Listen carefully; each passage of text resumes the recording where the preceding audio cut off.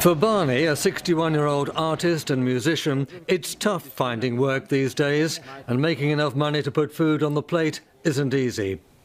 He's one of many who turn to the Loaves and Fishes restaurant for a free meal and social support in these difficult times. It's vital, it's absolutely essential. This place and places like it, it's a spiritual home, it's a beautiful place. The Loaves and Fishes has been feeding Sydney's poor and homeless for the past 40 years. It's run by the Reverend Bill Cruz, who's provided a staggering 500,000 free meals over the past year. And right now, he's never been busier. Basically because the needs increased fourfold for us, and we're getting people who we never saw before, people who just don't earn enough money to pay the rent or the medical bills or anything like that. This is the harsh reality of life for so many people in Australia's big cities today. It's very important because it actually helps me financially and emotionally, and I have a lot of friends that support me here as well.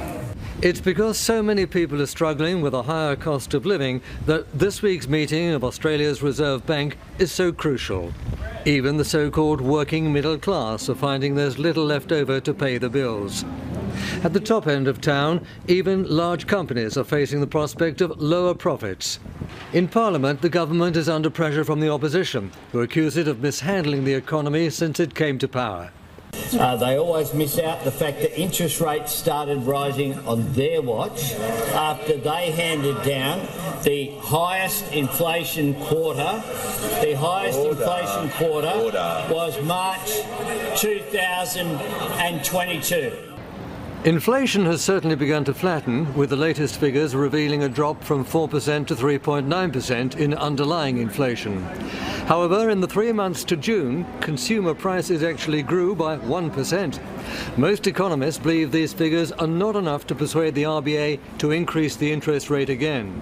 There was a lot riding on these inflation numbers, some sort of as a make or break inflation number. In the end, they came in fairly benign. Yes, the inflation rate has moved up a little bit, but it was in line with expectations.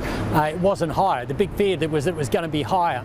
Back in the Loaves and Fishes, they're not expecting an early fall in demand for their services. Bill Cruz describes the situation as terrible.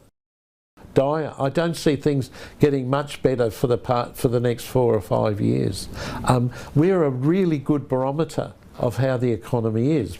The key drivers of inflation, such as housing, utilities and rent, as well as everyday food costs, continue to rise, and there are real concerns about a recession.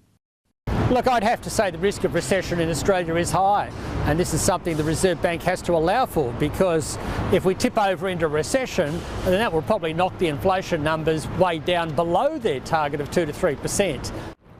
But there is light on the horizon. Personal income tax cuts are beginning to flow through, and a cut in interest rates in the coming months would certainly ease the pressure on homeowners with a large mortgage. For the government, which has to call a general election by May of next year at the latest, the good news couldn't come soon enough. Roger Maynard, CNA, Sydney.